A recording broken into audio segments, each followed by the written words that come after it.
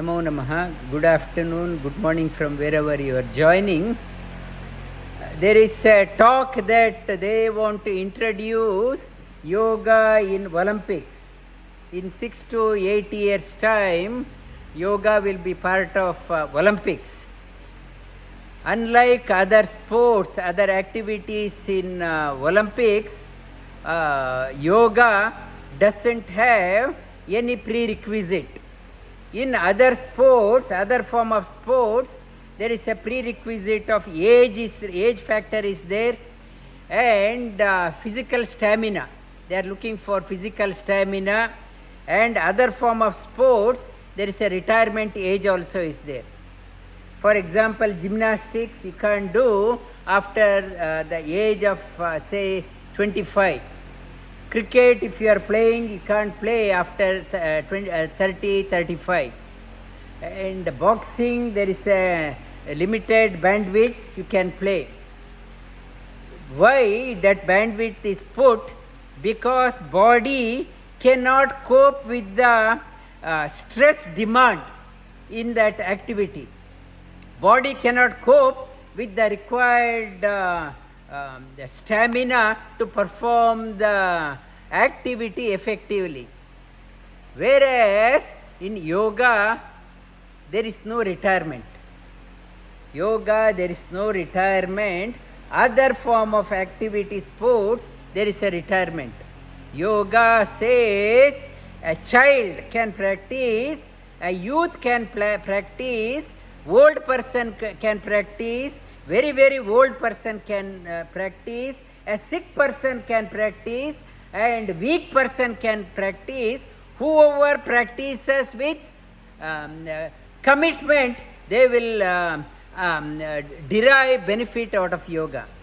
It is talking about yuva, vruddho, ativruddho, durbhala, or krisha va yoga prayatna siddhim avapnoti. Yoga siddhim avapnoti. Those whoever may be the person, whether a child or youth or old, practice of yoga, yoga samsiddhim avapnoti. Person derives benefit. So yoga is for life. It is not a time bound. What it requires, Hatha Yoga Pradipika talks about, what is required is commitment, interest. And other day I was talking in the meditation class. In the city, we have hop in and hop out service. You can jump into the public transport anywhere and hop out anywhere. Our life is that way. We hop on any activity for few days, few months, hop out. Hop in and hop out, you cannot derive benefit. To sustain the sadhana, you have to sustain your practice by sticking to, by not hop in and hop out. You have to stick to your sadhana. When you stick to the sadhana, you start deriving benefits. In yoga, as a child practices the yoga in the physical level. As we are growing older, body and mind are involved. And a very old person, what drives that person is the spiritual strength. As a child, from the physical point of view, I am doing asana. Asana, like Pearl was talking about, from the physical side. But as we are growing older, what propels us, sustains us, is the spiritual strength. Spiritual strength, yoga empowers us physically, empowers us mentally, empowers us spiritually. These three dimensions are empowered. We have two things. One is body. Body is ever changing. So are outer things also ever changing. Ever changing. Investing too much into ever changing is not a profitable business. If the things are changing outside whatever I invested, one software person was saying that she learned some programming or whatever software 2 years back, what she learnt, it has become redundant. Investing, throwing everything into one in the world, after few days it will be redundant. So is the body. You are only focused on asana, only asana oriented, but body has a limited shelf life. Sooner or later, body is going to collapse. If you are throwing your heart and soul only in the body, it's not a profitable business. Inside the body, what is called as mind is there. Inside that one, soul is there. You have to cater that also. So that continuously your profitable business, we all must become like a business person. Invest where there is a maximum return. Not only invest on the body oriented. When you are investing on the only body oriented, limited investment, it will be outdated. Sooner or later I will become very old. Whatever investment, whatever time I invested only on the body, and I have not enriched my mind and soul. When you are able, try to invest onto the mind and the soul. And for that one, what is required? Karpanya dosho pahata swabhava pruchami tvam dharma sammuda cheta yashreyasya nischitam bruhitan me shishyasteham shadimam tvam prapannam. Bhagavad Gita, Arjuna was so confused what to do in life. He approached Sri Krishna, says, I am totally confused. My mind is shattered. I don't know what to do, what not to do. My mind is clouded.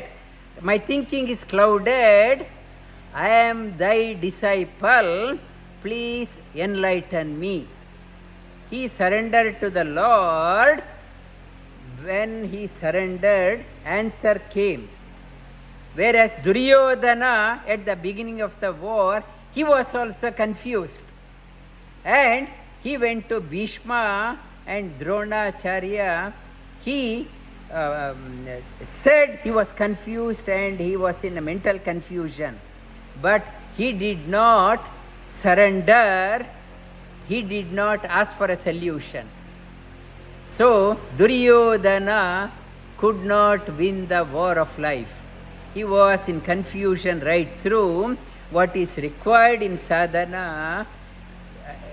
Trust the teacher, devotion to the Lord, and that makes the knowledge to dawn in us.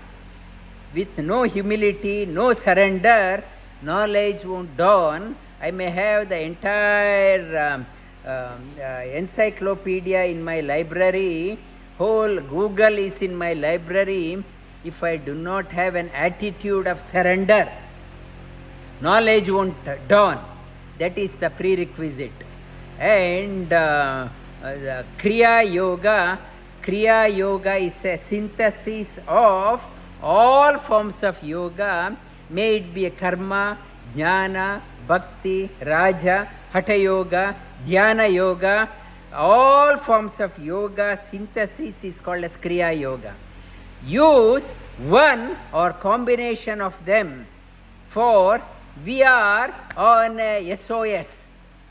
Time is slipping out. We are on a short shelf life.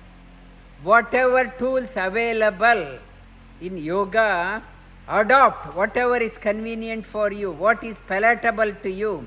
Use that one for enriching you physically, enriching you mentally, enriching you spiritually, and sail across and thank yourself for embarking on a journey of yoga in your life. Yoga is a boat, helps you to navigate across the turmoil of life. Hop onto the boat called as yoga, and sail across. And when you are old age, you should be congratulating yourself for hopping on to this boat, for traveling across. It should, in the old age also, you should have lot of confidence physically, confidence within, and confidence in spiritually, and we should be able to finish the game of our life on a positive note. Yoga enables that one.